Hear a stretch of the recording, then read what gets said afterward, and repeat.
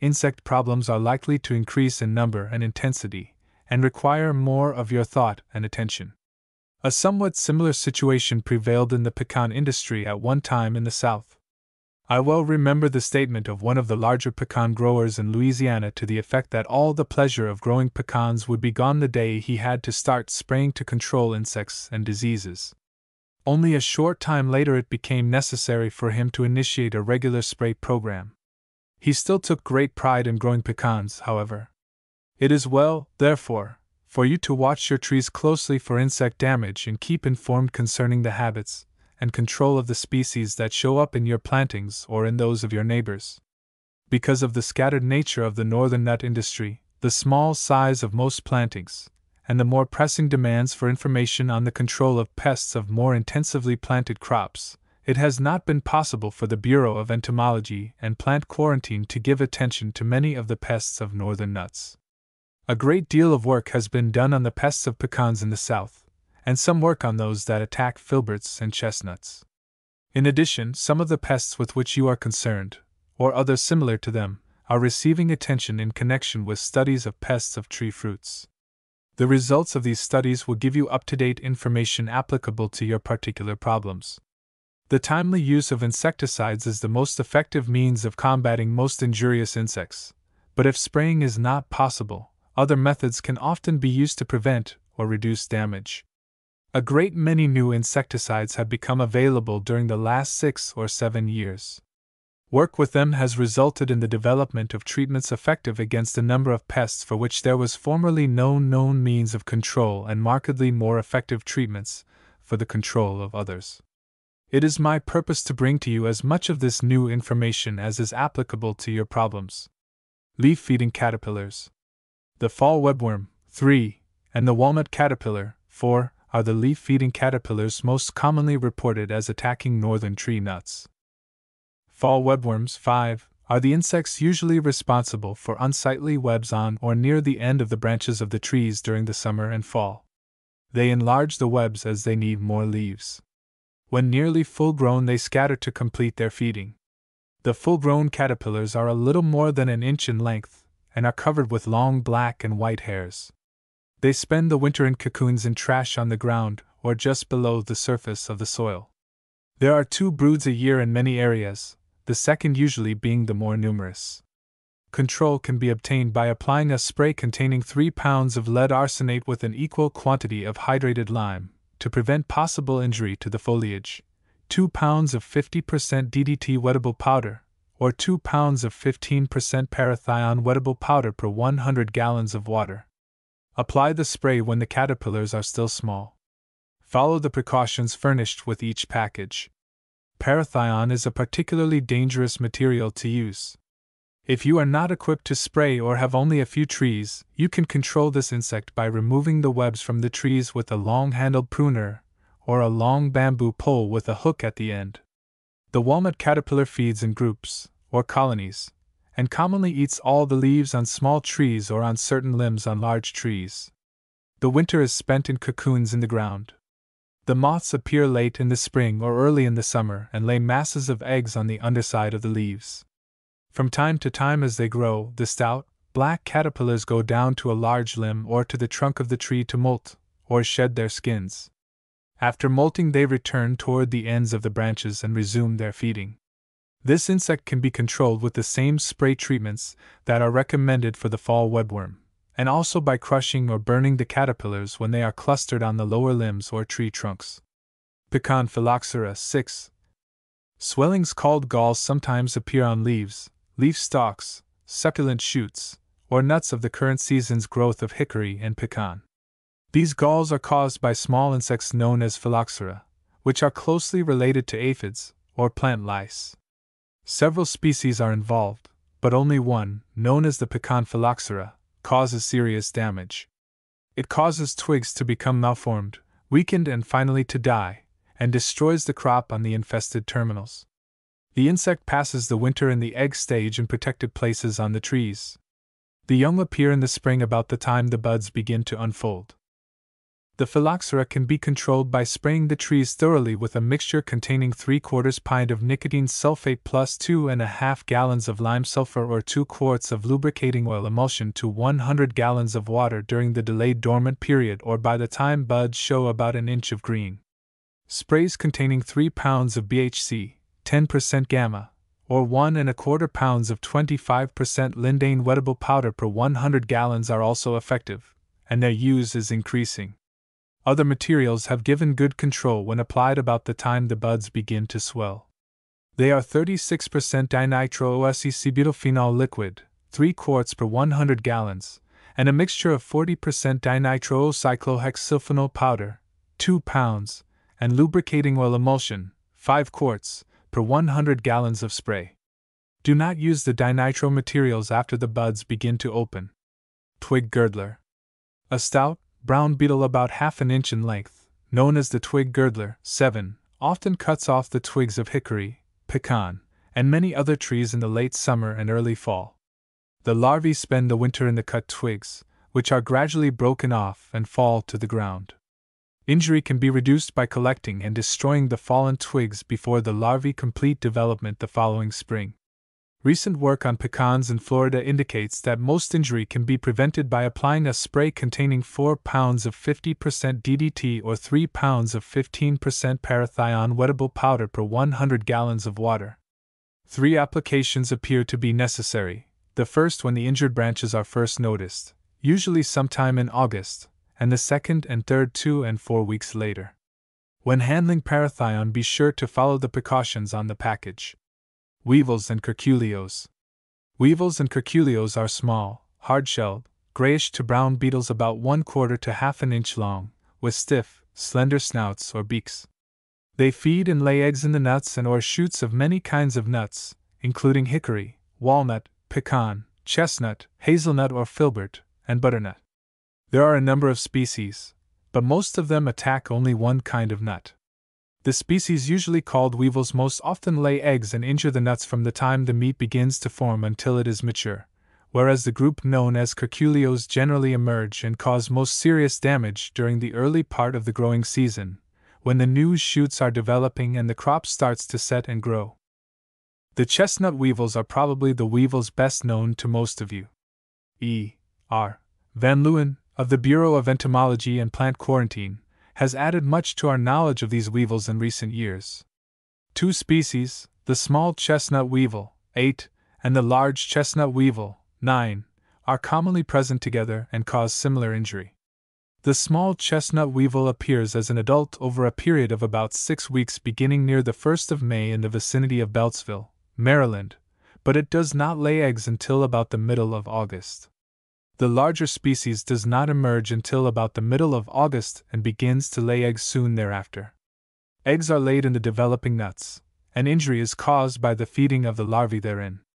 Most of the small weevils require 2 years to complete development, and most of the larger weevils but 1 year. Some control of these weevils can be obtained by collecting and destroying the infested nuts before the larvae leave them to enter the soil. Better control can be obtained by spraying the trees with DDT. Apply a spray containing 4 pounds of 50% DDT wettable powder per 100 gallons of water, 3 level tablespoonfuls per gallon, 30 days before the first mature nuts are expected to drop, and make 2 additional applications at intervals of 7 days. If you are not equipped to spray, you may obtain some control by treating the soil under the trees with ethylene dibromide at a depth of 5 inches. Make injections at intervals of 1 foot in each direction and also in the center of each square formed by these injection holes.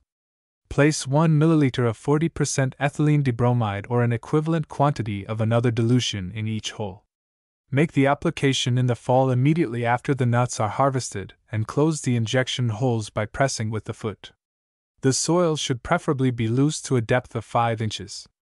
The pecan weevil, 10, also known as the hickory nut weevil, often causes heavy losses of pecans and most species of hickory. 2 or 3 years are required for the insect to complete its life cycle, but some specimens reach maturity every year. Adults emerge from the ground from the middle of July until early in September, according to locality and seasonal conditions. Injury is of 2 types. 1. That resulting from attack before the shell hardening period in July and August, causing the young nuts to drop, and 2. That resulting from attack after kernel formation, the kernel being destroyed by the developing larvae, or grubs. Egg deposition in the nuts usually begins late in August. To control this, weevil spray the trees twice with 6 pounds of 50% DDT or 40% toxaphene wettable powder per 100 gallons of water. Make the first application when at least 6 weevils can be jarred onto a sheet on the ground beneath any tree known to have been infested in previous seasons, and make the second 10 to 14 days later. The first application will be needed sometime between the last week in July and the first week in September. If the soil is hard and dry, it will delay emergence of the weevils. If you are not equipped to spray, you can reduce weevil injury about 50% by jarring the limbs of the trees lightly and gathering the weevils on a sheet during the period of emergence. The dislodged weevils will remain quiet on the sheet long enough to be picked up and destroyed. Begin jarring about the last week in July and confine it to 2 or 3 trees until the first weevils appear. Then jar all trees at weekly intervals until about the middle of September, when egg laying will have been largely completed. The butternut curculio, 11, attacks native butternuts and introduced nuts of a similar type. It passes the winter as an adult in trash or other shelter it can find in the vicinity of nut trees. It is a small, hard-shelled, rough-backed snout beetle. Late in the spring it makes its way to the trees, and lays eggs in the young shoots. On hatching, the young larva penetrates into the young shoot or leaf stem or nut and feeds there, causing the leaf or nut to dry up and fall off. Upon completing development in the fallen leaf or nut, the mature larva enters the soil. After a month or so in the ground, the adult emerges, feeds on the foliage for a while, and then enters hibernation. There is but one generation a year. The black walnut curculio, 12, is similar to the butternut curculio in seasonal history, but it attacks principally the fruit of the black walnut and butternut, apparently preferring the former. The hickory nut curculio, 13, is much like the preceding 2 species, but it attacks chiefly partly grown hickory nuts, causing a heavy dropping in midsummer. The hickory shoot curculio, 14, attacks chiefly the shoots of various kinds of hickory. The damage is seldom of much importance except to newly transplanted trees. On pecan it attacks the unfolding buds and shoots. Pecans most commonly attacked are those that are uncultivated or are adjacent to woodlands containing native pecan and hickory trees. For many years these curculios have been controlled by spraying the trees soon after growth starts with lead arsenate, 2 pounds per 100 gallons, plus an equal amount of hydrated lime. 1 or 2 additional applications may be needed as new growth appears or as the nuts increase in size. Recent experimental work indicates that BHC or lindane may be more effective for controlling these insects. A spray containing 3 or 4 pounds of technical BHC, 10% gamma, or 1.5 to 2 pounds of 25% lindane wettable powder per 100 gallons, applied when the buds show from 1/4 to 1 inch of green growth, or when jarrings show adults are present, has given fairly good control. Walnut husk maggot. The walnut husk maggot, 15, attacks black and English walnuts, butternuts, and a few other nuts. The feeding of the larva, or maggot, in the husks impairs the quality of the kernels, discolors the shell, and often causes the shells to adhere to the nuts. It causes the most damage to English walnuts. This insect hibernates in the pupal stage in the ground. In midsummer it transforms to the adult fly stage, leaves the soil, and flies to the nut trees. After 1 to 3 weeks the flies lay eggs in the husks of the developing nuts. The eggs hatch in a week or 10 days, and the young maggots burrow within and throughout the husks of the nuts. They mature in the fall. The walnut husk maggot can be controlled by spraying the trees with lead arsenate, or cryolite the latter part of July and again 3 to 4 weeks later. Use 2 or 3 pounds of lead arsenate plus an equal quantity of hydrated lime, or 3 pounds of cryolite per 100 gallons of water. Filbert moth. The filbert moth, 16, a serious pest in some filbert orchards in Oregon, also causes some injury to chestnuts. Adult moths begin emerging toward the end of June and lay their eggs singly on the leaves beginning early in July. The newly hatched larvae tunnel through the husk and feed between the husk and the chestnut shell before entering the nut. This feeding produces a gummy substance, which causes the husk to adhere to the nut. The larvae may tunnel into the center of the kernel or excavate an irregular cavity in the side. They reach maturity about the time nuts are ripe, and then leave the nuts and construct cocoons in the soil in which to pass the winter. Control can be obtained by spraying the tree with lead arsenate, or DDT, early in July. Use 3 pounds of lead arsenate, or 2 pounds of 50% DDT wettable powder in 100 gallons of water. Mites. 2 general types of mites sometimes damage nut trees: Areophyid mites and spider mites. The most important Areophyid mites are the worm-like gall mites and bud mites, most of which overwinter in the buds and cause deformities of the buds and leaves and otherwise limit their development. The spider mites may overwinter in the egg stage on the twigs or as adults in protected places on or beneath the trees. These mites feed primarily on the foliage. The filbert bud mite, 17, is occasionally of economic importance as a pest of filberts in Oregon, and has been of some concern recently in New York. It attacks the leaf and flower buds and catkins. Infested catkins become distorted, rigid, and brittle, and yield no pollen. In Oregon, this pest has been controlled with 3 gallons of a dormant oil emulsion or 6.5 to 8 gallons of liquid lime sulfur in water to make 100 gallons of spray just as the buds are opening. Related species of similar habits that attack walnuts have been controlled with 9 or 10 gallons of liquid lime sulfur in water to make 100 gallons of spray applied at the time the buds break, or soon thereafter. The feeding of the spider mites on the foliage of infested trees causes it first to have a bronzed or scorched appearance, and later to dry up and fall. These mites frequently become abundant following the use of some of the new organic insecticides, such as DDT and BHC, which destroy their natural enemies and perhaps have other effects on the trees favorable to mite activity. The European red mite, which overwinters on the trees in the egg stage, can be controlled by application of 3% oil emulsion spray in the late dormant period.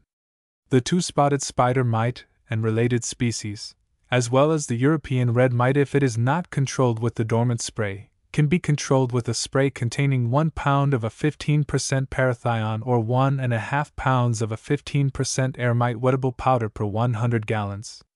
Apply the spray before many leaves show the typical bronzing or leaf scorching.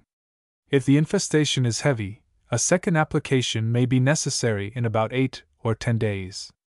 Be sure to follow the precautions on the container, especially if you use parathion. President McDaniels, we greatly appreciate your care in getting this thing together, and we know it is going to be a great help to us when we get it printed as a matter of reference. Mr. O'Rourke, I'd like to ask Dr. Baker if insects are getting stronger or if the chemicals are getting weaker. I refer to the rates of application.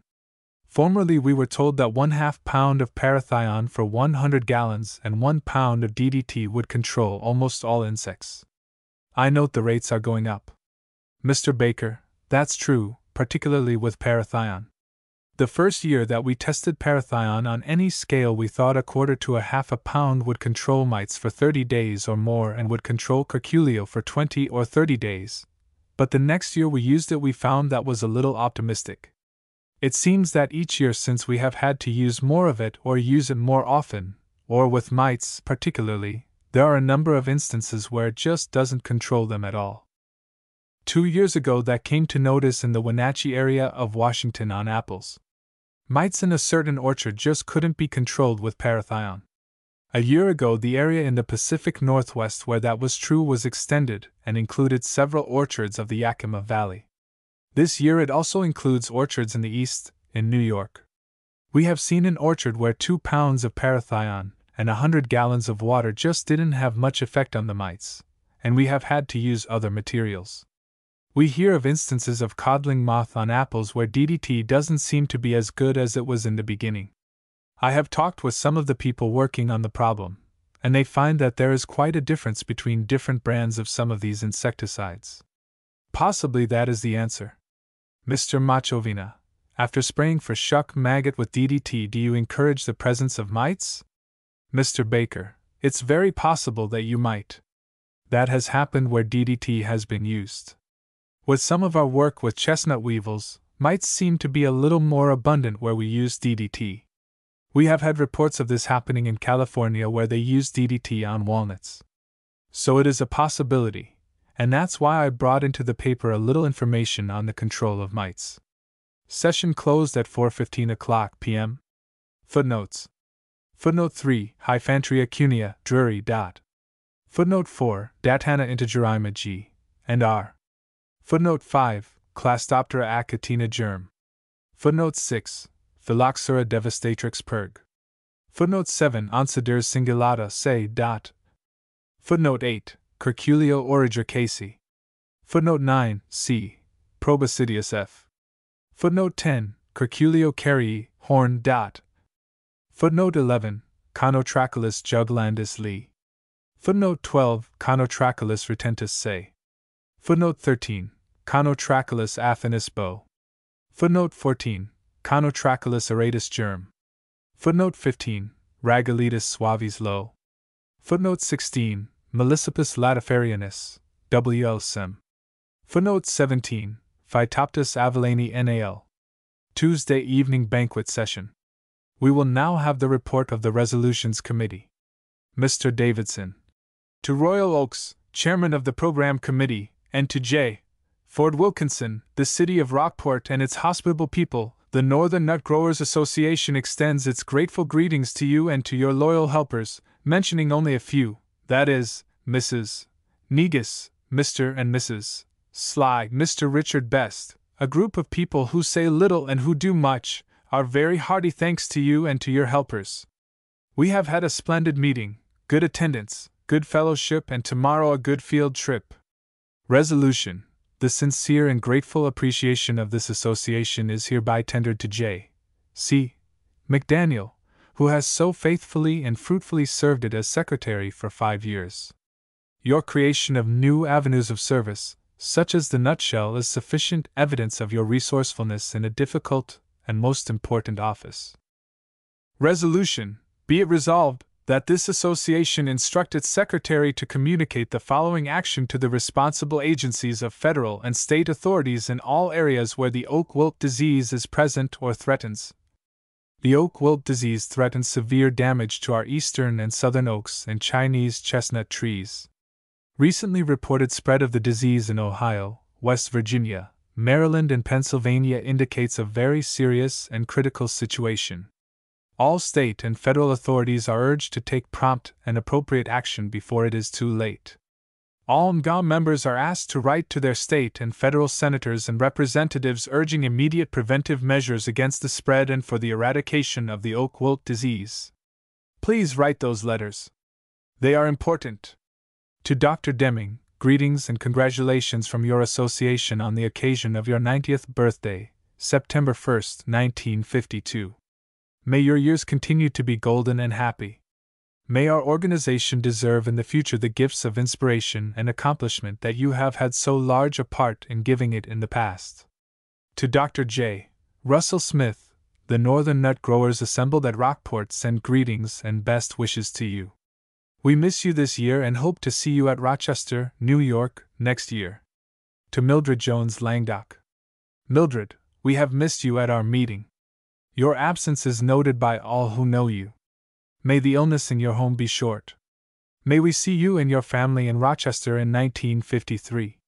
Resolution. On behalf of the members of the Northern Nut Growers Association, the Secretary is asked to send our affectionate greetings to two well-loved, absent members, Mrs. C.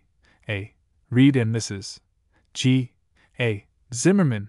Best wishes to you both for speedy recovery of good health and with our hope to see you next year. President McDaniels, is it your pleasure to adopt these resolutions all at once, or do you wish to separate them? I take it that you wish to adopt them, all at the same time, and to that end a motion to accept the report of the Resolutions Committee and to adopt the resolutions and to send the greetings would be appropriate. The report of the Resolutions Committee was accepted unanimously. Mr. McDaniel, before this meeting convened we planned a bud wood exchange at the convention. Mr. Girardi and I brought some buds, and Mr. Richard brought a few of the Rhodes heartnut. We have persimmons, some buds of the new Crandall apple, and a few sticks of Chinese and hybrid chestnuts. They are for anyone who would like to experiment with them. President McDaniels, Next year at Rochester we are going to have opportunity for putting on a considerable exhibit of nuts, and I think that it would be much to the advantage of the association if we could have an outstanding exhibit there where there is a good chance to have a large number of people see the exhibits and become interested.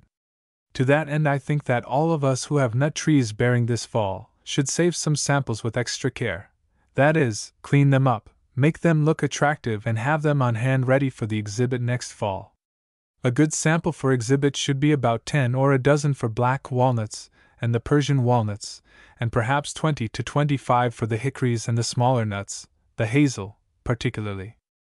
I think that we have a good chance next year to forward the cause of the association, and certainly having these exhibits will be much to our advantage.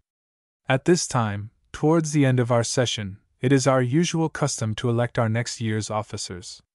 Before going on with that election, I would just like to say that I personally, as president of the association during this year, wish to thank all of the other officers who have worked with me. It has been a pleasure to work with them and with the committee chairman, and I think the meeting here at Rockport and the work during the year attest to their effective service. The Nominations Committee Report. For President next year, Mr. R. B. Best. For Vice President, George Salzer of Rochester, New York. For Treasurer, Carl Prell of South Bend, Indiana, who continues in the office, and for Secretary Mr. Spencer Chase of Norris, Tennessee. The slate presented was elected unanimously. A nominating committee consisting of Max Hardy, Gilbert Becker, George Slate, Dr. William Rohrbacher, and Ford Wilkinson was unanimously elected for 1953. President McDaniels, I will now call upon our newly elected president to come forward. It is usual at these meetings for the retiring president to present the gavel to the incoming president, and here it is. This gavel is made of pecan wood presented to the association by Mr. T. P. Littlepage, who was born in this locality. I hope you will have as much fun and pleasure as president of the association as I have had. It's all yours. Mr. Wilkinson, that gavel was made from the wood of a pecan tree. Mr. T. P. Littlepage planted the nut when he was 14 years old on a piece of land that he inherited as a boy. I cut the wood and sent it to him in Washington to have the gavel made of it. Chestnut breeding. Report for 1951 to 1952. Arthur H. Graves, 18, and Hans Nienstad, Connecticut Agricultural Experiment Station, New Haven, Connecticut. Weather conditions. Two serious enemies of the chestnut, if we disregard parasitic organisms, are drought and extreme cold. The winter of 1950-51 was unusually mild, scarcely cold enough to freeze the ground. The precipitation was plentiful during the winter months so that the water table was sufficient to tide over a slightly dry June and a much more serious drought in September and early October. But the latter dry period came when the nuts were matured, or nearly so. The winter of 1951-52 was again mild except for a short cold spell at the end of January, with plentiful precipitation up to the first week of June, and then a long drought with the driest July since 1944. However, the heavy rainfall of August, 8.69 inches, 19, made amends for this, and with the normal rainfall of 3.48 inches of September, prepared the trees to endure the long drought of October and early November. This serious drought, 20, which resulted in disastrous forest fires filling the air with smoke over much of the New England states, came late, however, after the nuts were nearly matured, some of the early kinds being ripe as early as the first week in September. The excessive heat of July, in which month occurred the greatest number of days on record with a maximum temperature of 90 degrees or above, was probably the chief cause of somewhat smaller results from our cross-pollination work. There is evidence, indeed, that for effective fertilization, considerable heat is needed, but not the extreme temperatures that occurred during this period. In spite of the mild winter of 1951-52, the attacks of Cryptodiaporth castanea, Tull, Wehmeyer caused considerable twig blight, especially on our crosses of Castanea melissamax seguini. This is not surprising since C. seguini comes from a warmer region in China, but why these attacks should occur during a mild winter is a puzzle. Evidently other factors, such as the drought of the preceding fall, entered in. Hybridization in 1951 and 1952. A total of 2,400 hybrid nuts was harvested in the 1951 season and 1,690 in 1952. This compares with the 1,259 nuts reported for 1950. The increased production over past years can in part be ascribed to a concentration of the efforts on a fewer number of different crosses. While 103 were made in 1950, the total was 77 in 1951 and 80 in 1952. The pollinations followed the same general program in the two seasons, the emphasis being on the Chinese times, Japanese times American hybrids. This is our most promising timber tree hybrid, and it seems worthwhile to test it on a somewhat larger scale under forest conditions. Therefore, some of the best early crosses have been repeated, new parent trees are being tried and selected hybrids intercrossed. Back crosses to the native chestnut with the C-Ja hybrids were made in an attempt to improve the form of the hybrid.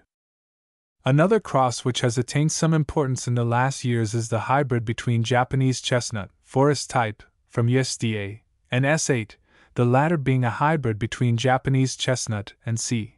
pumila, the common chinkapin.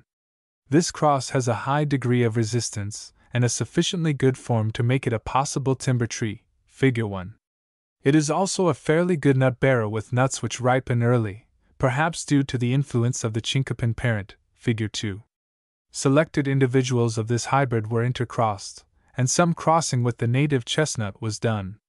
In the last two seasons, the total harvest from some older Chinese trees, 26 years, was recorded. The best tree yielded 25.0 pounds in 1951 and 28.2 pounds in 1952. On other trees, the yield varied between 15 to 22 pounds. The average size of the nuts varies considerably from year to year on the same tree. On one Japanese tree, the average weight per nut was 5.6 g in 1951 and 14.5 g in 1952. On a Chinese tree, the same values were 7.7 g and 15.1 g. Other trees showed a 20 to 40% increase in the average weight per nut in 1952 over 1951. This seems to indicate a marked influence of the climatic conditions during the latter part of the growing season on the weight of the nuts. A long-term study of this relationship might yield some interesting results. Illustration: Figure 1. Hybrid of S8 and Castanea crenata, U.S.D.A, forest type, 18 years old. About 35 feet high. Good forest type and also good nut bearer. Blight resistant. Sleeping Giant Chestnut Plantation, Hamden, Connecticut. Photo by Louis Bull, Brooklyn Botanic Garden.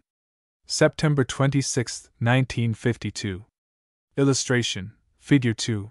Fruiting branches and nuts of S8 times crenata, Sleeping Giant Chestnut Plantation.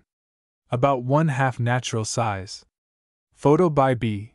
W. McFarland Kahn. Agriculture EXPTSTA, September 8, 1952. Grafting. A considerable amount of grafting has been done since 1949, and the results have been good. 2-year-old Chinese transplants are usually used as rootstocks, and all grafting is done in the field. The best results have been obtained where the rootstock plant was transplanted 1 year prior to the grafting. The simple splice graft, or the bark or rind graft, are used, depending on the size of the scion compared to that of the rootstock, the latter technique being used when the stock is considerably larger than the scion. There is some evidence of incompatibility.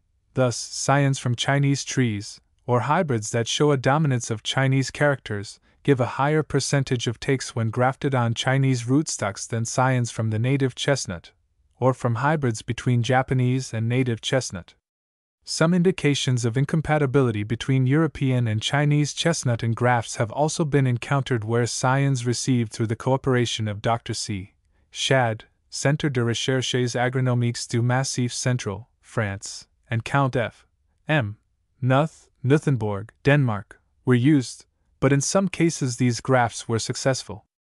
Top working, using the veneer crown graft, has been quite successful as long as sufficient sap drawers are left on the stock, Figure 3. Enarching. The senior writer has already explained in detail, too, the simple method by which blighted chestnut trees can be restored to health and vigor by cutting out blighted areas in the bark, painting them over, and enarching or engrafting one or more basal shoots into the healthy bark above the lesion. We do this work from mid-April to mid-May, and make a systematic canvass of all the trees in all our plantations, enarching all those where if is necessary or might be advantageous. Each operation requires only a few minutes. Last year we put in many hundreds of enarches, altogether, which later showed nearly 100% take. Owners of chestnut orchards should take advantage of this method of keeping valuable nut-bearing trees, although with cankered areas, in healthy, vigorous condition. We believe that, in cutting out the diseased bark, it is advisable to cut out also a few of the outer annual rings of wood, of course tangentially, especially if the canker is one of long standing, since we know that the fungus eventually penetrates the outer rings of wood. Since that is true, the canker might enlarge later on from this same source of infection. Further, it may also be possible for spores or bits of mycelium to be transported upward in the sap stream and cause new infections higher up in the tree. A thorough painting of the cut surfaces should go far toward remedying this situation. One can usually judge the extent of damage caused by the blight by the number and vitality of the basal shoots, a large number of basal shoots indicating a heavy attack. However, if the roots have been severely injured, perhaps by short-tailed mice, as sometimes happens, no basal shoots appear, in which case the tree is doomed. If no blight is present, but one or more basal shoots appear, sometimes due to shrubby ancestors, it is advisable to enarch these as an insurance against possible trouble in the future. This enarching process has not received the attention it deserves. There is absolutely no reason why, if this method is followed, there should be any death from blight in resistant hybrids or in Japanese or Chinese chestnuts, barring, of course, cases where roots are attacked by mice or Phytophthora in warmer regions. Those of our trees in Connecticut which have been blighted have continued in health and nut-bearing ever since we began the enarching method in 1937, Figure 4. If the enarches become blighted, they can themselves be enarched, as shown. Illustration, Figure 3, Veneer Crown Grafting on Chestnut. Photo by B. W. McFarland Kahn. Agriculture EXPTSTA May, 1952. Research on Blight Resistance. Illustration, Figure 4, Japanese-American chestnut, 21 years old, showing enarching begun 15 years ago. Original trunk, long since dead and now rotting, shows in center. Kept alive and vigorous because valuable for hybrid vigor and future breeding. Sleeping Giant Chestnut Plantation, Hamden, Connecticut. Photo by Louis Bull, Brooklyn Botanic Garden.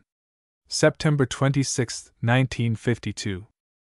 A study has been made of the factors that cause the Chinese and Japanese chestnut to be resistant to the Endothea canker, and a close correlation was found between the tannin content of the bark and the relative resistance of the three species, i.e., Chinese, Japanese, and American chestnut. The total tannin concentration in the bark of the Asiatic species is only slightly higher than in the American, and native trees can be found with as high a concentration as is found in the Asiatic.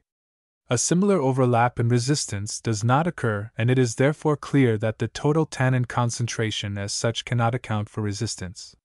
There is, however, good evidence that the tannins in the Asiatic species, as a result of the way in which they are bound to other colloids in the cells, are more soluble than in the American species. This, of course, would have a marked bearing on the effectiveness with which the tannins could check the spread of the parasite. Furthermore, it has been found that the types of tannins in the three species differ. In the American and Japanese species they are a mixture of catechol and pyrogallol tannins, while they appear to be pure pyrogallol tannins in the Chinese species. Considering the specificity of the enzyme systems of fungi, it is quite possible that different tannins show different degrees of toxicity to a certain fungus. The following hypothesis has been suggested to explain the relative resistance of the three species. In the American chestnut bark, the concentration of the available toxic tannin never reaches a level where it can stop the advancing parasite. The tannins in the Japanese species, although of the same type as in the native tree, are more soluble and reach a level toxic to the fungus. In the Chinese trees, all the tannins of the bark belong to the toxic pyrogallol groups, and this, combined with their high solubility, results in the high degree of resistance in this species. 4. The information available at present regarding the formation of tannins in plants is not conclusive. In some plants, apparently, they are formed in the leaves, and the presence of carbon dioxide and light is required. In other plants, the tannin concentration can increase when the plants are grown in darkness. 5. A more general formation of tannin in tissues with a high metabolic rate throughout the plant has also been suggested. 3. It would be important to know the centers of origin of the tannins in the chestnut, their translocation, and whether they are translocated through or over graft unions. In other words, will a susceptible scion, when grafted on a resistant rootstock, become more resistant because antibiotic substances formed in the roots of the resistant rootstock are translocated into the scion? From a number of older grafts of non-resistant Japanese-American hybrid scions on Japanese or Chinese rootstocks, it appears that this indeed might be the case. These grafts, some of which are 16 years old, appear to be more resistant than the original hybrid tree, even if not as resistant as the rootstock. This would indicate the possibility that the antibiotic substances are produced in the roots and translocated into the scion. However, the possibility still remains that the compounds are formed also in the leaves and translocated to the base of the tree. To clarify this whole problem, an experiment with Chinese-American grafts in different combinations is underway. Preliminary results show that antibiotic substances are formed in upper parts of the plants, but that they are not translocated downward across the graft union. Thus, it was found that Chinese branches grafted on 2-year-old American seedlings remained resistant, without the American seedlings showing any increase in resistance. In future experiments, the upward translocation will be studied in detail on grafts of American scions on Chinese seedlings. Some abnormal conditions. 1. Sterility. Sterility occurs quite commonly in interspecific hybrids, either because the chromosomes fail to pair in meiosis or because the parent genes, when brought together in the hybrid, interact in some way deleterious to the formation of sex cells. Furthermore, cytoplasmic sterility is likely to occur in a wide cross. Sterility has been encountered in several instances in American times Chinese and Japanese times American hybrids. In most cases, it is a case of pollen abortion only. Either anthers fail to develop completely, as shown in Figure 5 and B, or the anthers develop but are much reduced in size and contain no functioning germ cells. Pollen sterility is not sporadic in a given individual. It is uniform throughout the flowering branches. The individual flowers are arranged on the catkin axis as in the normal flowers, Figure 5. But when the flowers open, a hand lens reveals 3 to 5 tiny, membranous perianth segments for each tiny flower, whitish in color, and more or less connected at their bases. A minute rounded mass appears in the center of the flower, perhaps primordia of abortive stamens, but this does not develop further. The catkin begins to take on a brownish color, and at length the whole catkin, in case it is staminate, drops off. If it is androgynous, the staminate part drops off, or withers. These male sterile trees appear to have a normal, sometimes excessive, development of the females, and are quite prolific nut producers. Information on the occurrence of female sterility in the hybrid trees is incomplete, but the indications are that at least partial sterility is frequent. Illustration, Figure 5. A.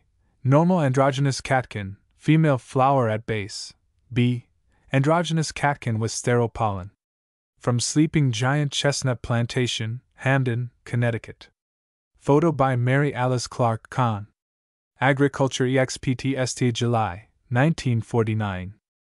2. Triploid hybrid. In 1934, we produced a cross of Chinese and American chestnut which proved to be unusual in several respects. The leaves are enormous, 9 inches to 1 foot in length, and 4 or 5 inches in width. The hybrid is not particularly blight resistant, but more so than its American parent. It died back from the blight about 1940, and the present tree has developed as a shoot from the old roots. The growth is rapid and vigorous. The flowers appear normal, but we have never been able to make a cross with its pollen, nor to effect fertilization of its pistillate flowers. It may be triploid, that is, with 3 sets of chromosomes instead of the normal double set, and this would account for its barrenness. In the spring of 1952, some of the vigorous shoots of this tree were successfully grafted on shoots from an old stump of Chinese chestnut, using the veneer crown graft method. The scions had not been taken when dormant, but were transferred directly from the tree to the stock in late April. This grafting was done in order to impart greater resistance, if possible, to the Ca hybrid by means of the roots of the Chinese stock. 3. Systemic defect. Since the early 1930s, we have seen occasional individuals with abnormal foliage, somewhat mottled, usually curled and often misshapen. Thinking that a virus might be the cause of this trouble, the senior author tried grafting some of the shoots onto healthy stalks. The grafts were in no case successful because the scions were too weak. Finally, he succeeded in grafting a branch from an affected tree onto a branch of a normal individual. The only result was an increased vigor of the healthy branch. This year he rubbed juices from leaves of such an abnormal individual onto wounded healthy leaves, without result. Moreover, such sick individuals, although growing for years close to healthy trees, have never communicated the malady to their neighbors. Growth is comparatively slow, and there is much dying back or dying out of the slender branchlets. The evidence indicates that this is not a virus trouble, but a systemic defect, probably caused by chromosome aberration or gene abnormality. It is significant that this trouble occurs only in hybrids. Such trees never flower. We have known 4 such cases, 2 of which are now dead. Similar types appear in other species as inherited deviations from normal. Insect injuries. A heavy attack from the spring cankerworms developed in 1951, but spraying with DDT on May 24 prevented serious damage. No outbreak of cankerworms appeared in the spring of 1952. The Japanese beetle has been very little in evidence. The principal bad actors are the mites, Paradotranicus bicolor. Although barely visible to the naked eye, the effect they produce of whitening the leaves is conspicuous, especially on the Chinese chestnut and its hybrids. These insects overwinter in egg form on the surface of the bark. Last winter they were so numerous on some of the trees that the bark had taken on a red color, especially on smooth bark trunks just below a branch. An application of scaleside, on April 21, while the trees were still dormant, followed by 2 heavy applications of aramite 6 to 7 pounds per acre on June 13 and 27, gave good control for the rest of the summer. Spraying with DDT for weevils was done on August 18 and September 3 in 1952 with good results. Cooperative hybrid chestnut plantations. In 1947, the first hybrid chestnut plantation under forest conditions was made in cooperation with the USDA Bureau of Plant Industry, Division of Forest Pathology. The plantations are made in order to test the hybrids under normal forest conditions and different climatic conditions. In general, each plantation consists of about 100 trees, 50 USDA hybrids and 50 Connecticut hybrids. The trees are planted at a 10 feet by 10 feet spacing, and the overstory is girdled at the time of planting in order to give the plants better light conditions without causing an abrupt change in the microclimate of the forest floor, a method developed by Dr. J. D. Diller of the Division of Forest Pathology. 1. 10 plantations at 9 locations have been established since 1947. These are listed below. No. Of plots location year established. 1. Edward Child's Estate, Norfolk, Connecticut. 1947 1 Tennessee Valley Authority, Norris, Tennessee. 1947 1 Table Rock State Park, Pickens, South Carolina. 1948 1 Antioch College, Yellow Springs, Ohio. 1948 1 Upper Perkiomen Valley Park, Green Lane, Pennsylvania. 1949 1 So. Ill. University Fish and Wildlife Service, Cartersville, Illinois. 1949 1 Russ State Forest, Decatur, Michigan. 1951 2 Nathan Hale State Forest, Coventry, Connecticut. 1951 1 Ouachita National Forest, Hot Springs, Arkansas. 1952 Connecticut State ownership of Sleeping Giant plantations. On April 11, 1951, at a meeting at the Little Red House, Sleeping Giant Mountain, the lands on the Sleeping Giant Mountain, Hamden, Connecticut, about 10 acres, on which about 1,500 chestnut trees are now growing, including nearly every chestnut species known to science, and many valuable, blight-resistant hybrids, were formally deeded over to the state of Connecticut by their owner, the senior writer of this report. The meeting was attended by officials of the Sleeping Giant Park Association, the Connecticut State Park and Forest Commission, the Connecticut Agricultural Experiment Station, and the Yale School of Forestry. The transfer to the state was made with the understanding that the Connecticut Agricultural Experiment Station would continue the chestnut breeding work. The whole region is now undergoing a fairly rapid housing development, and in the ordinary course of mortal events this plantation would have been divided into building lots within the next few decades. The state ownership will obviate this, and the Connecticut Agricultural Experiment Station's sponsorship will assure a continuation of the breeding work. Literature cited: 1. Dillard J. D., Growing Chestnuts for Timber. 37th and Report of Northern Nut Growers Association for 1946. 66-68, 1947. 2. Graves, Arthur Harmount. A Method of Controlling the Chestnut Blight on Partially Resistant Species and Hybrids of Castanea. 41st and Report of Northern Nut Growers Association 1950. 149-151, 1951. 3. Hauser, Willibald. Zur Physiologie des Gerbstoffs in der Pflanzenzelle. 3. Protoplasma 27:125-130. 1936-37. 4. Nienstad, Hans. Tannin as a factor in the resistance of chestnut, Castanea spp, to the chestnut blight fungus, Endothea parasitica. Phytopathology 43:32-38. 1953, 5. Nierenstein, M. The Natural Organic Tannins. J. and A. Churchill. Footnotes. Footnote 18, also of the Division of Forest Pathology, USDA, Plant Industry Station, Beltsville, Maryland.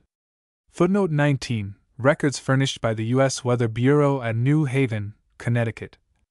Footnote 20, October, 1952, was among the 6 driest Octobers on record. These were 1879, 1892, 1897, 1916, and 1924. From U.S. Weather Report, New York City. Effect of vermiculite in inducing fibrous roots on taprooting tree seedlings. Herbert C. Barrett, 21, and Toru Arasumi, 22. When seedlings of nut trees and other taprooted species are transplanted from nursery to orchard, the percentage of survival is often quite low. Perhaps the chief reason for this failure is the marked and pronounced tendency of most taprooted plants to produce little or no fibrous, branched roots in lieu of the long, straight, and seldom branched taproots. The common practice of undercutting seedlings during the dormant season to induce a branched root system requires additional labor, and often results in reduced growth and vigor during the following season. The use of hardware cloth or other close-meshed wire is effective, but this method also has the disadvantage of being relatively expensive for the nurseryman. Preliminary work carried on during the past 2 years has shown that with certain nut trees and other taprooted plants, it is possible to induce fibrous roots by growing such seedlings in vermiculite. The methods and results of this work are presented in this paper. Material and methods.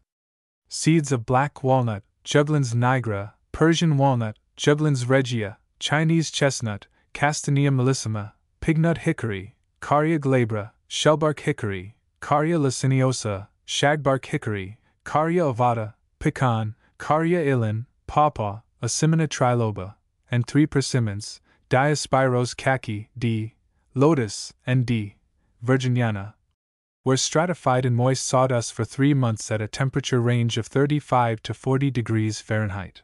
After this period of stratification, the seeds of each species were divided into 3 lots and planted in flats 25 by 26 by 6 inches containing one of the following media: 1. Sharp sand of the type used in potting soil, 2. Potting soil, and 3. Vermiculite. Seeds were kept moist with ordinary tap water and allowed to germinate and grow in the greenhouse. When the seedlings had grown 2 or 3 true leaves, they were carefully removed from the medium and examined for the type of root system developed.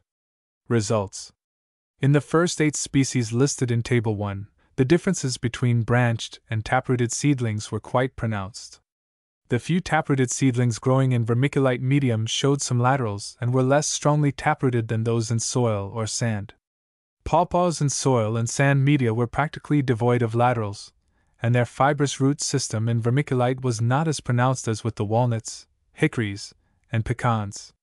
Of the species studied, the persimmons. Table 1. Sand soil vermiculite. Species number of plants tap-rooted fibrous tap-fibrous.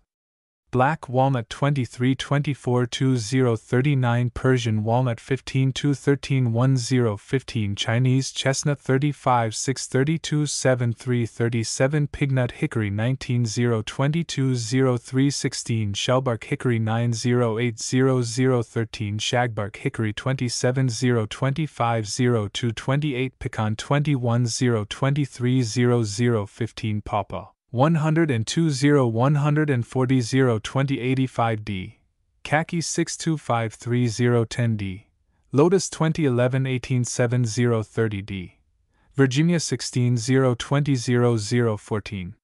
Showed the least tendency to produce taprooted seedlings. Typical branched or fibrous-rooted seedlings grown in vermiculite are illustrated in Figure 1. Illustration: Figure 1. Seedlings grown in vermiculite medium. Left, Juglans regia. Right, Castanea mellissima. Summary: the chief difficulty encountered in transplanting several nut tree and other commonly taprooted seedlings is thought to be due to the lack of a branched root system. The methods and results of a fairly simple technique of inducing fibrous roots, that of growing seedlings in vermiculite, have been presented. Footnotes. Footnote 21, First Assistant in Plant Breeding, University of Illinois, Department of Horticulture. Footnote 22, formerly half-time assistant in plant breeding, University of Illinois, Department of Horticulture. Eastern Black Walnut Survey, 1951. H. F. Stoke, Roanoke, Virginia. The Northern Nut Growers Association, at its 1950 annual meeting, adopted a resolution directing that a survey covering the Eastern American black walnut, Juglans nigra, be conducted during the ensuing year, and that the services of the state and regional vice presidents be utilized in making the survey. In carrying out this mandate, 50 questionnaires were sent out, and 37 replies were received. Of these, 33 were from the states, including the District of Columbia, 3 were from Canada, including British Columbia, Ontario, and Prince Edward Island, respectively, and 1 was from Belgium. From these replies, as compiled, it is apparent that the natural range of the American black walnut may be defined approximately as follows. Beginning at the Atlantic seaboard at Massachusetts Bay, curving slightly northward, then westward across northeastern New York to Toronto, and on westward across lower Ontario, Lake Huron, Michigan, Wisconsin, and Minnesota, in which state the line curves southwestward, crossing about the northwest corner of Iowa. From this point the line runs approximately south across the eastern parts of Nebraska, Kansas, Oklahoma, and Texas. As the line approaches the Gulf of Mexico, it turns eastward, crossing the southern parts of Louisiana, Mississippi, Alabama, and Georgia, back again to the Atlantic. The natural range of the black walnut may be said to have been limited on the north by winter cold, on the west by lack of sufficient rainfall, and on the south by a winter climate too mild for the required dormant rest period.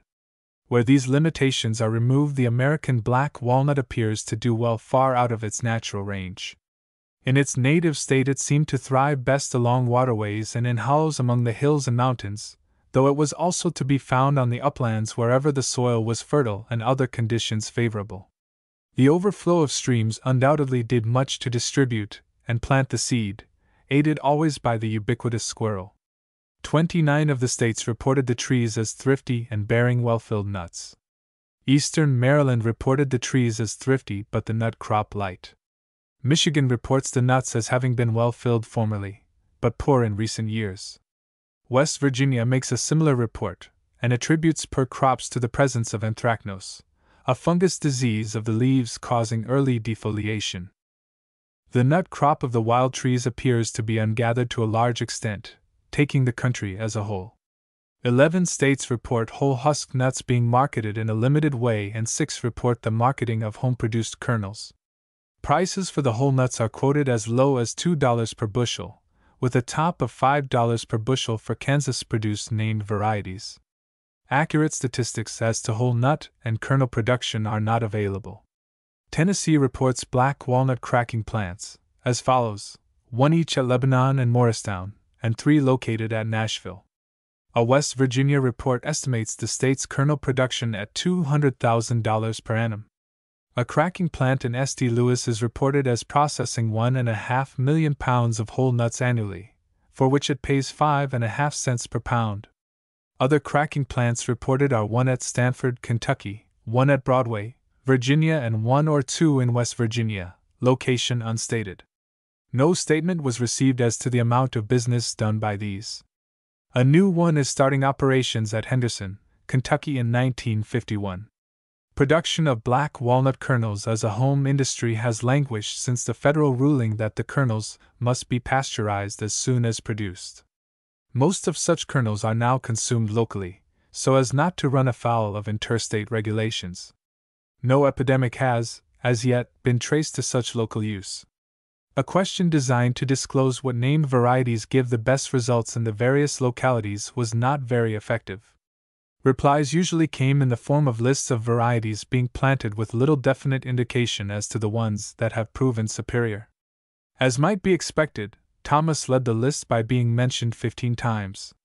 Elmer Myers was listed 9 times, Stabler 6, Ohio 6, Mintle 3, Snyder 2, New York and 10, Sifford 2, Kentucky and Kansas, and the following 1 each: Adams, Grundy, Korn, Michigan; Rower, Vandersloot, Kansas; Sparrow, Victoria, Homeland, North Carolina; Ten Eyck, New Jersey; Crates, Virginia; and Impet, British Columbia. A study of the geographical distribution of the preferred varieties fails to produce any significant conclusions as to the varieties best adapted to any specific state. Doubtless Thomas heads the list because it has had the longest and largest distribution. A New York State survey gave Thomas the preference 9 times, Snyder 7, Myers 4, Ohio 2, and 1 each to several other varieties. A similar survey in New Jersey gave Thomas preference 2, Stabler 2, Ten Eyck 1, and Ohio 1. One New Jersey correspondent reported Ohio as excellent, another listed Ten Eyck as fair, and a third reported Thomas as terrible. One Kansas producer reports Thomas his best and Ohio his worst. Another Kansan reports the exact opposite. Pennsylvania reports Ohio as best, Stabler as worst. Her neighbor to the east, New Jersey, rates Stabler highly, as does Ohio, immediately to the west. The notable leaf disease resistance of the Ohio variety is worthy of the consideration of planters in districts where early defoliation causes poor filling of the nuts. For a late comer, the thin-shelled Myers makes a strong showing, which may be significant. It is worth watching. Until there is wider planting and production of the named varieties, it will not be possible to name the varieties best adapted to any specific state or location, in the opinion of your reporter. The possibilities of profit in planting black walnut orchards have not been determined. From Pennsylvania comes the report that of the several black walnut orchards planted 25 years ago, only 3 are now being given care. A 10-acre orchard at Wharton, MD, that, presumably, was being given special care, is reported as nearly all dead. Too much commercial fertilizer, or the wrong kind. The report on several small West Virginia plantings is submitted as inconclusive. The main general interest at present appears to be the planting of the better walnuts on home grounds and on the farm. 24 states reported such use, with varying degrees of interest. Considering that the black walnut is our finest cabinet wood, and one of the best in the world, forestry planting may be truthfully said to be lagging deplorably. The state of Pennsylvania has shown some interest and made some small plantings. Ohio has done some planting. The Sunny Hill Coal Company of New Lexington, Ohio, is reported to have planted 5,000 seedlings. In Indiana, Ford Wallach has reported the planting of 14 bu of seed, the seedlings to be budded later to the lamb curly walnut. Tennessee and West Virginia report small plantings. Kansas reports some interest in planting walnuts on lands that have been destroyed for agricultural purposes by stripped coal mining. As a whole, the forestry plantings of the walnut of the future, as of the past, appear mainly dependent on the untiring squirrel. There has never been an adequate supply of walnut timber since pioneer days when walnut logs were rolled together for burning in the clearing of land, or split for fence rails, nor is an adequate supply in sight for the future. In producing districts, buyers are always ready to pounce on the owner of any walnut tree of marketable size.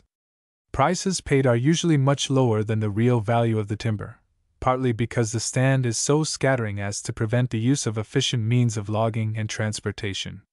Of all the agencies tending to destroy the black walnut, war is the most devastating. The superb qualities of the wood for the making of gun stocks causes the country to be combed more and more closely by buyers in each succeeding war. However, from the standpoint of human interest, the picture is not wholly dark. It is perhaps too much to expect that private enterprise will enter into the long-time investment necessary for extensive forestry plantings, but the states can and should do so in connection with their park and forestry programs. As already indicated, some few states are working in that direction. Of perhaps more immediate concern and value are the possibilities of interesting the 4-H clubs and similar organizations of youth in making home and farm plantings. Refreshingly encouraging is the following excerpt from the report of the Arkansas State Vice President, Mr. A. C. Hale, a vocational instructor of Camden, Arkansas. When a student comes into the class of vocational agriculture in the 9th grade, I try to get him to plant some black walnuts so they will get big enough to graft while he is in high school. The use of this method is helpful in getting many trees started. By grafting one or more of the Persian walnuts, interest is also added. One way that has helped me get people started with a tree on the home grounds is to pot a few sprouted nuts, and when a neighbor is sick, take a seedling walnut instead of a flower. I usually go back to help with the transplanting of it. Such practical methods, if widely used, would bring far more valuable results than any legislative program. The Virginia Polytechnic Institute is showing some interest, and conducted a field clinic in top working the walnut in the Shenandoah Valley area in the spring of 1951. County agents have become interested, and a county-wide black walnut contest will be held at Harrisonburg, Virginia, Nov. 9 and 10th of this year, in which VPI is collaborating. It is hoped this idea will spread. On Prince Edward Island, just off the Canadian east coast, there does not appear to be enough summer heat to mature the nuts, though the tree is grown somewhat on home grounds. In the fruit-growing sections of British Columbia, the black walnut appears quite at home, trees of a diameter of from 3 to 4 feet being reported at Chilliwack, in the Fraser River Valley. J. U. Gellatley also reports the walnut at Brooks and Medicine Hat, Alberta. Confirmation of the ability of the black walnut to stand extremely low temperatures is to be found in a letter of August 22, 1951 from W. R. Leslie, Superintendent, Dominion Experiment Station, Morden, Manitoba, as follows. Black walnut is doing fairly well in such places as the Provincial Horticultural Station, Brooks, Alberta. P. D. Hargrave, Superintendent, and at Portage La Prairie, Winnipeg and Morden, Manitoba. Apparently the black walnut enjoys a heavier soil than the butternut, or white walnut. The white has been more widely planted than the black. The Manchurian seems hardier than either and is the most rapid grower of the 3 juglans on test here. However, the 2 natives usually give us a fairly abundant crop of nuts. Our source of black walnut was from around New Ulm, Minnesota. The butternut came from around Sault Ste. Marie, at the lower end of Lake Superior. I am not aware of either indigenous species being native closer than the points mentioned. Belgium reports the black walnut as thriving in dooryards and along roadways, where the nuts are mentioned as a menace to traffic. In conclusion, it is urged that friends of conservation and a sound economy should lend their every effort to the extension of black walnut plantings. Some progress has been made since the days of pioneer plunder, but much remains to be done. Thanks are extended to all those who have contributed to this survey.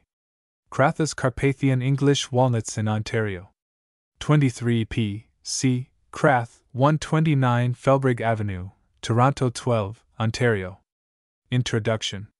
The English walnut, Juglans regia, in England is known as Persian walnut. Some think that the nuts originated in Persia.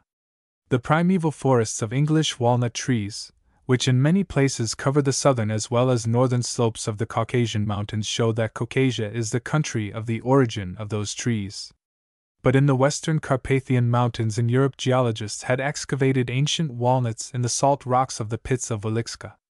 In some places of the eastern Carpathians, walnuts could be found in a wild stage, and of course domesticated walnuts flourish in every Ukrainian orchard from the northern slopes of the Carpathians up to the southern banks of the Pripyat River, and all over Ukraine as far as the Don. But there they could not be found in a wild form. Walnuts in such countries as Italy, Spain, France are probably of Persian origin. Since Canada was discovered by Cartier, European settlers have many times tried to introduce the southern European walnuts into the New World, but without success. Only in California, along the ocean's shore, Europeans succeeded in acclimatizing some, as they think, English walnuts, though in reality the California walnuts are half-breeds. In Old Ontario the people enjoyed the local wild black walnuts, butternuts and hickory. Up to the present, English walnuts are imported into this province. When in 1917 I settled in Toronto and found that even in the southern part of the province, so rich in different fruits, no English walnuts grew there, I was amazed. In my old home in the Ukraine, walnut trees were as common as elms in Ontario. And I have found that the southern Ontario climate is warmer than the climate of Kiev or Poltava regions in Ukraine. It has seemed to me that English walnuts from the Carpathian region should thrive well around Toronto. My experiments. In my old home I have heard gardeners say, "Where apples grow, walnuts will grow there also." And around Toronto there I have seen nice apple orchards producing splendid fruits. The Ontario apple trees withstood winter colds well, and that fact encouraged me to try to plant English walnuts from Ukraine in the neighborhood of Toronto. At the end of the First World War, Ukraine revolted against the Russian Empire, and at the same time she was fighting for her independence with Poland. At that time my father's family lived in the city of Stanisławiec at the northern foot of the Carpathians. I asked my sister to send me as many local English walnut seeds by mail as she could. Giving such an order to my sister, I expected that the nuts would arrive not later than the end of October, just in time to be planted before the freeze-up. This was in 1921. I remembered from my boyhood that planting of English walnut seeds was surrounded by some mystery. It seemed to me that people in Ukraine regarded it as a very difficult matter to cultivate walnut trees. Being under such a notion myself, I asked a horticulturist how long the germination power of a walnut seed would last. He told me that it could prevail in a fresh walnut not longer than a week. He advised me, in order to prevent walnuts from drying, to dip them in melted parwax. Following that information, I wrote my sister to parwax the walnut seeds before sending them to Canada. Owing to the Polish-Ukrainian War at that time, the shipment of the walnut seeds got to Toronto not late in the fall, as had been expected, but in February, when the farmland around Toronto was frozen. And the worst of it was my sister did not parwax the nuts. Being sure the kernels were dead, I allowed the children to do what they pleased with them. But before they cracked the last one, my wife advised me to plant a dozen of the nuts in our flower pots, as she said, for fun. I did it. Other nuts the children destroyed, and in spite of my sorrow and anguish, in 2 weeks the walnut sprouts came up in the pots. Every one of them came up, proving that you do not need to protect walnut germination by dipping the nuts into melted parwax. From the flower pots, the walnut seedlings were transplanted that spring of 1922 into our city garden at 48 Peterborough Avenue, Toronto. At least 1,000 of the kernels of several varieties were thus destroyed, and I was obliged to wait until another fall, when the Juglans regia nuts were sent again by my sister. They came also late in the winter and were dry as pepper. In the spring of 1923 I took the walnut seeds of the second shipment to the farm of my friend Mr. M. Kozak, located a couple of miles north of the Scarborough Golf Club. There I soaked them in water in a tub for 5 days and then planted in rows 1.5 feet apart, row from row, and the nuts 6 inches apart, nut from nut, and 2 inches deep. In a couple of weeks nearly every nut produced a sapling. I kept them well cultivated the whole summer, and in the fall the seedlings were from 6 to 8 inches tall. The nuts on the Kozak farm were of different varieties. Some were small, some large, some were round, some oblong, some paper-thin shelled, some hard-shelled. Some varieties had sweet kernels, some had a little slightly bitter taste, some were flat. According to their variety, the bark of the seedlings, some of them at least, was shiny brown, while other varieties had their bark shiny dark green, light gray, light green. Now I have known how to produce walnut seedlings. Then another worry came: could the seedlings stand the Ontario winter? They had stood the winter of 1925 to 28 very well. Only the tops of those were spoiled, which were injured by buffalo tree hoppers. It seemed that the regular Ontario caterpillars did not like the sap of the English walnut foliage. But the worst enemies of the Carpathians was the bacterial disease. The leaves and young shoots curled, turned black, being infested by the disease. In such a case the spraying is needed. Acquaintance with the Vineland Government Experimental Farm. Somehow, but very soon after I started my experiments with English Carpathian walnuts in Ontario, Mr. James Nielsen, the nut specialist in the Government Experimental Farm, Vineland, Ontario, discovered me. By him I was introduced to the late Mr. G. H. Corson of Islington, Ontario, who was known as a prominent nut grower in Ontario. In the year 1924, when we met the first time, Mr. Corson already was interested in the culture of black walnuts and butternuts, in hickories, pecans, hicans, and filberts. Soon I transferred my English Carpathian walnut nursery to Corson's place at Islington. Mr. Corson, with a great deal of enthusiasm, broadcasted my Carpathians all over the American continent, but under different names: English walnuts, Persian, Russian, Carpathian, etc. Soon we were joined by a third walnut enthusiast, Mr. L. K. Devitt, a teacher in a Toronto high school. Professor C. T. Crowley, the founder and at that time the director of the Royal Ontario Museum of Archaeology in Toronto, also became interested in my walnut experiments. Then later on some other prominent Torontonians followed us, and the Nut Growers' Society of Ontario was organized. Americans also became interested in the Carpathian walnuts. First among them was a graduate from Cornell University, a farmer near Ithaca, N.Y., Mr. Samuel Graham. Mr. George Slate of the Geneva Experiment Station was one of the first Americans who early got interested in the Carpathians. There in the States is the Northern Nut Growers Association. Following Mr. Corson, I also became a member of the association. My research in English walnuts in Ukraine. From the year 1924 until 1936 I spent most of my time as a Presbyterian missionary in western Ukraine, which was then under Polish occupation. From time to time I used to come to Canada on furlough. Every time, coming from Ukraine, I brought also a box or more of Carpathian English walnuts for planting. Then I liked to tell Dr. Palmer, the director of the Vineland Government Experimental Farm, about my research in walnuts in Ukraine. In western Ukraine my headquarters were in the city of Kolomyja, province of Galicia, at the foot of the eastern Carpathians. Thus I was in the center of the culture of the Carpathian walnuts. Though my circuit was very large, provinces of Galician and Volhynia, and there was a time when I served 30 congregations, nevertheless I had a little time also to study the English walnuts in their native environments. Before starting the research in that country I decided for myself what in my conception should be the ideal English walnut.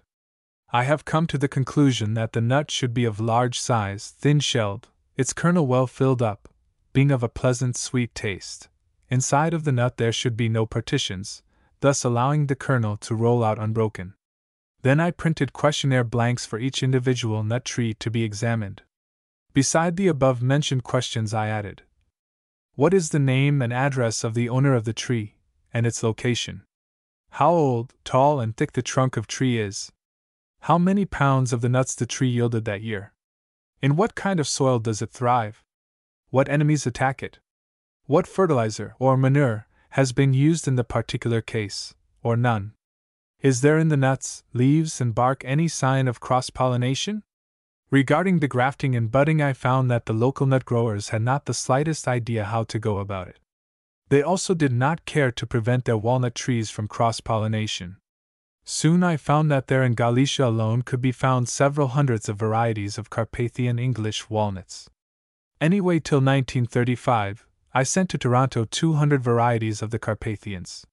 Some of those English Carpathian walnuts were 2.5 inches long, or 5 nuts to a foot, others were only 1/3 of an inch.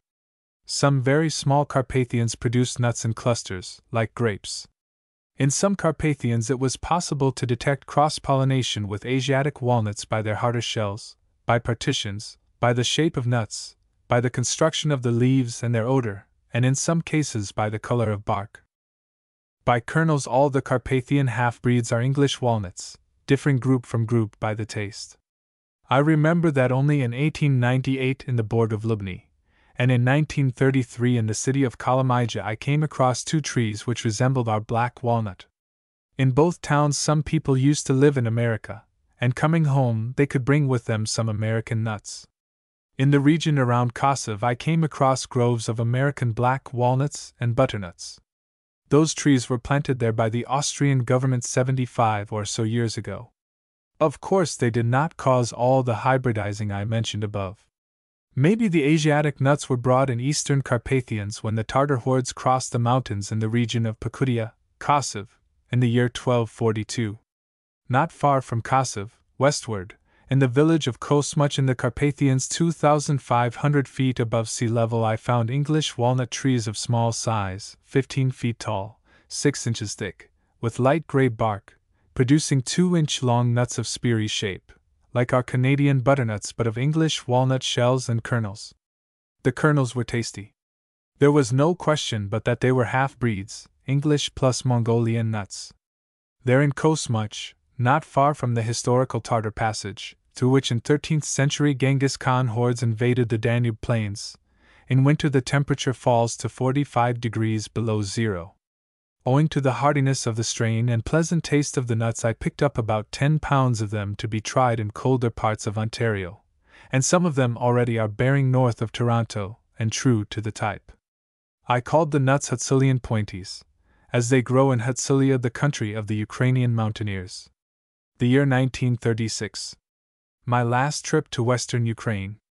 In Ontario, farmers were slow to grasp the idea of cultivating my Carpathian English walnuts.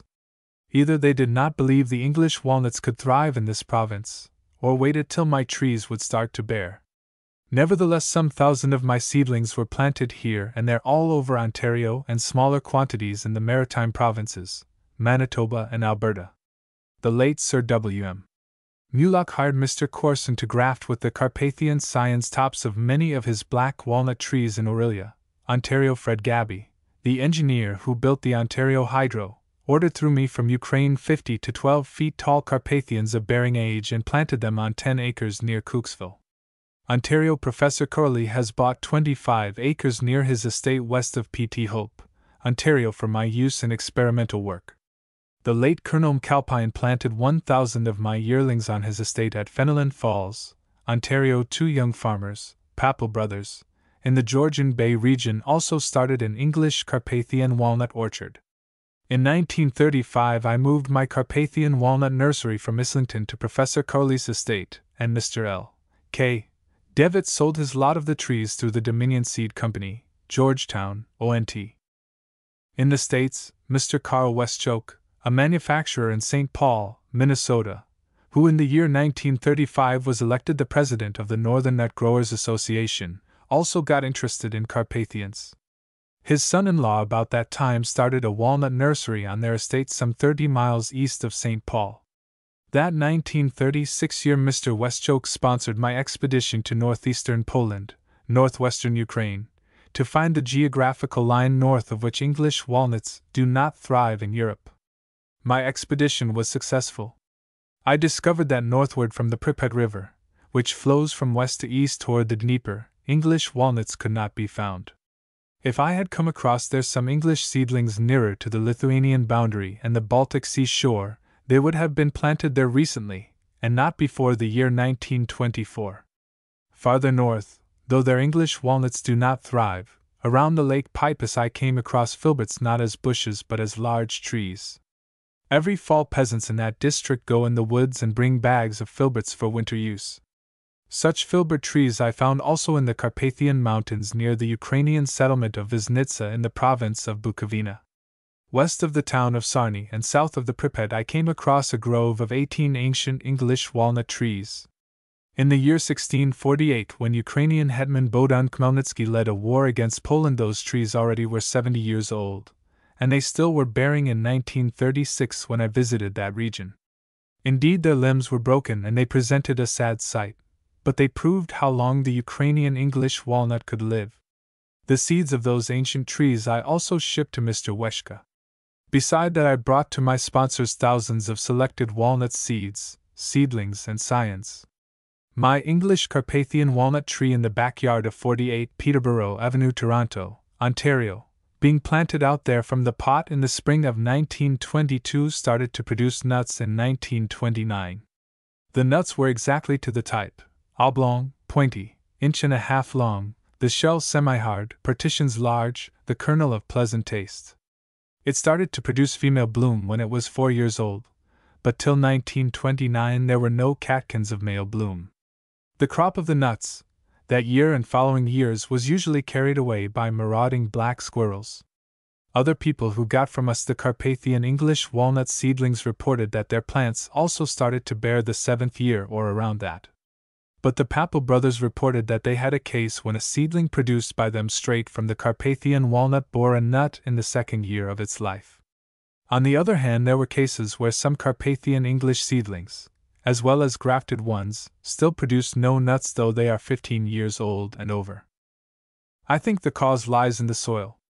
On the gravelly hills over Ithaca, N.Y., Carpathian walnuts are slow to bear, even being grafted.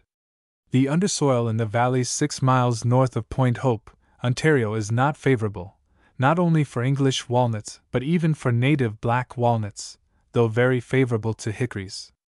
On another hand, northeast of Toronto and near Unionville at the place called Hagerman Corner on the farm of Mr. M.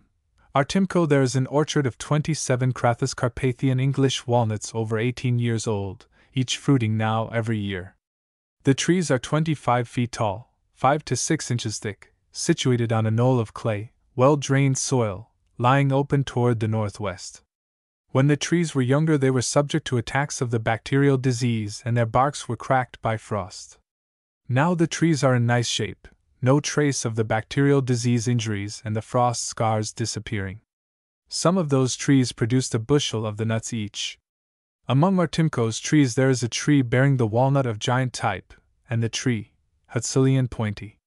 The success of the Artimko's farm lies probably in the soil and its high elevation.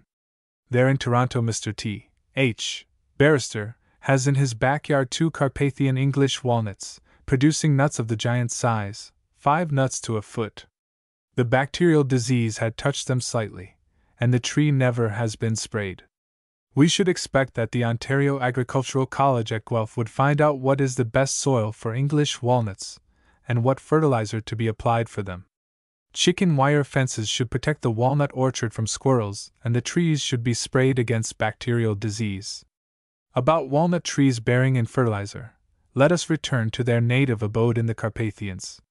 There in the village of Pistinka I have come across a large English walnut tree 40 feet tall and about 36 years old which, as I was informed by the people there, never fruited till the First World War. During the war an Austrian horse squadron had put a stall around the tree. The horses well manured the soil around there, and since that time the tree was bearing nuts regularly and abundantly when I saw it in 1936. At last success. The year 1951 should be regarded as the final establishing of the culture of the Carpathian English walnuts in Ontario.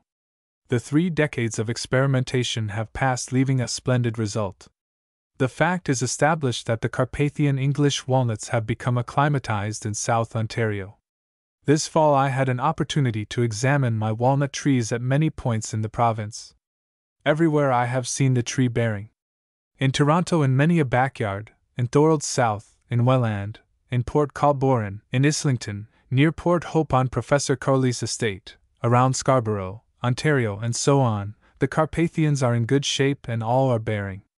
The more the trees mature, the better they look. On the average they are 20 years old, 20 feet tall and 6 inches thick. The summer of 1951 in Ontario was more cloudy than usual, and it caused the Carpathian walnuts in this province to turn out smaller than their size, should be about 1/4 smaller. The people who knew Carpathian English walnut trees in Galicia agree that in Ontario the Carpathians grow more slowly than they do in their native land. It is not in Ontario, but on the University Farm at Madison, Wisconsin, one of our Carpathian trees is nearly 40 feet tall and bearing. In Galicia I had seen many a Carpathian walnut tree as high as 60 feet. Polish government interested in my activity. During the time of my activities, in the town of Kiev, there used to live a famous physician, Dr. Tarnowski. Outside of his clinics he was much interested in the welfare of the country. My activities could not be hidden from his sight. "What does that American see in our nuts? Are there in America no nuts?" he asked. Soon I was introduced to him. It was in the fall of 1934. He was not well and in bed at that time. He liked to talk with me about the walnut culture and wished to know why I was collecting the nuts, scions, and seedlings for Canada. And then it seemed to him impossible that there in Ontario and the northeastern states English walnuts were not yet cultivated. Then I turned his attention to the fact that in Poland they know little about their own trees.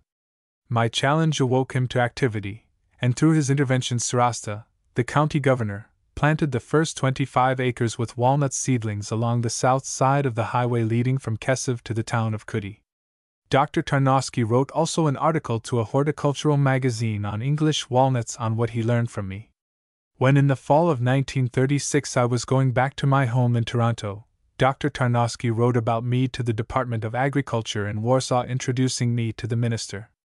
I had an opportunity to give a talk on the Carpathian English walnuts in the presence of many horticulturists in the government experimental farm at Skierniewice near Warsaw. Late in 1936 I came back to Canada and till the Second World War continued to cultivate the Carpathian walnuts and other horticultural material brought by me from Western Ukraine. The Second War cut me off from my field in Europe. A decade and a half has passed. The Carpathians have been acclimatized, have grown, and have been bearing nuts in Ontario.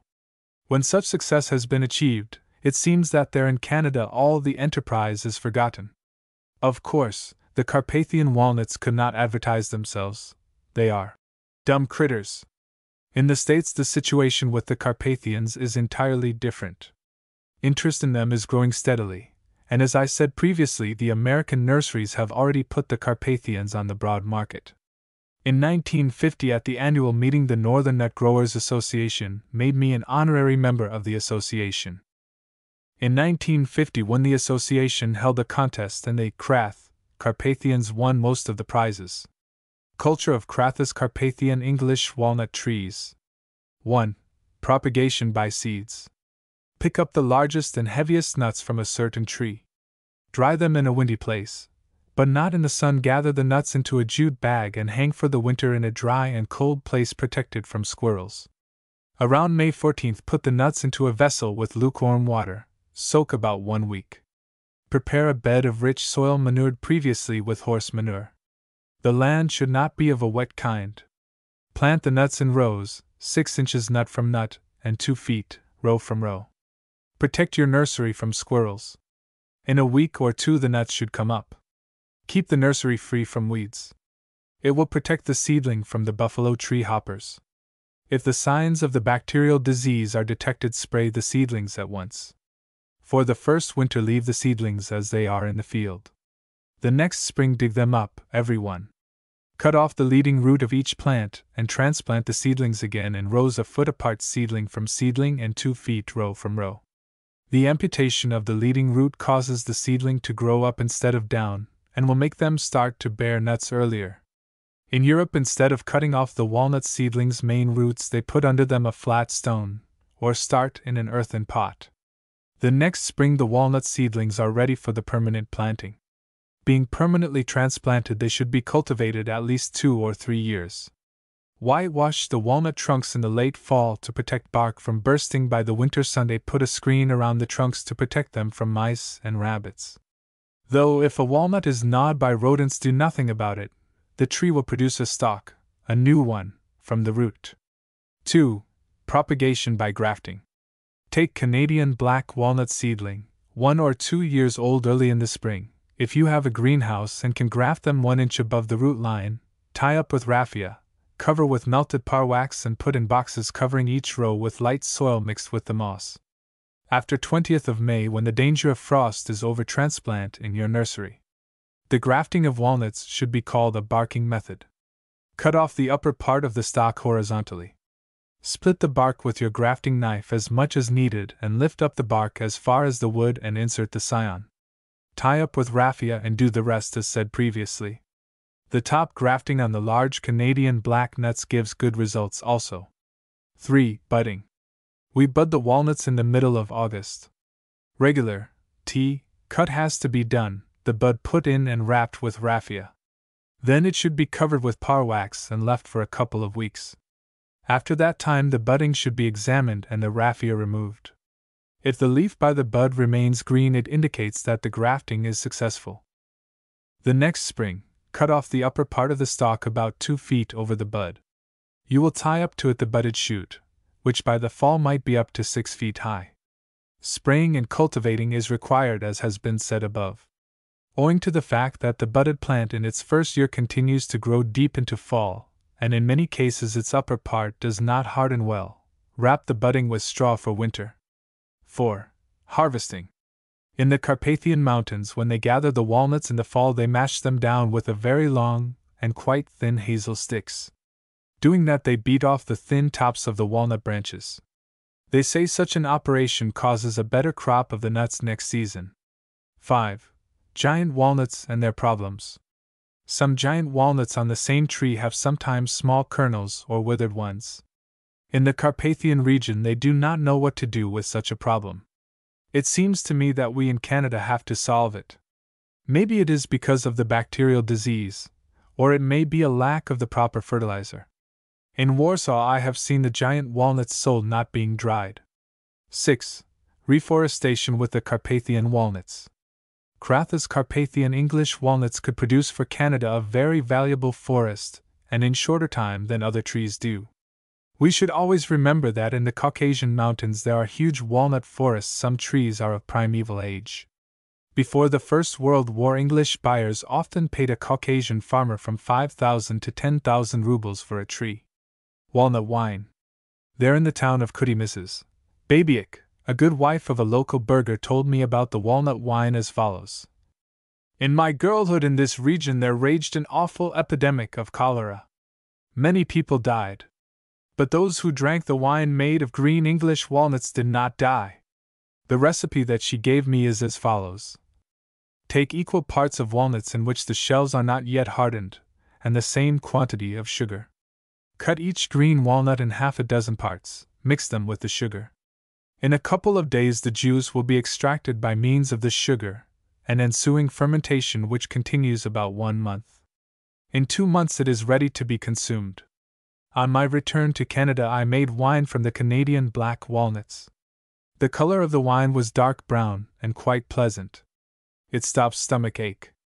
Also, we should not forget the walnut oil and the use of walnuts in confectionery. Walnut candies.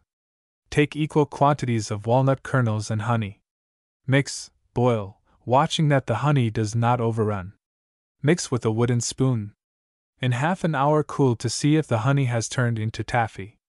If not, boil longer. When it is ready, put upon a wooden board, with a spoon. When cooled, the candy is ready. Footnotes. Footnote 23. Mr. Krath died late December 1952. Nut tree plantings in southeastern Iowa. Albert B. Ferguson, Center Point, Iowa. Last year, on our return from the Nut Growers Association tour, Mr. Snyder and I stopped to see the Schlagenbusch brothers and their nut plantings. We thought at the time that it would be profitable to the association to have a report on their work. Mr. Snyder and I went down a month ago to visit them again. Sidney and Carl Schlagenbusch live in the southeastern part of Iowa. The walnut orchard is on high land overlooking the Mississippi River bottom. The ground was formerly oak and hickory timber.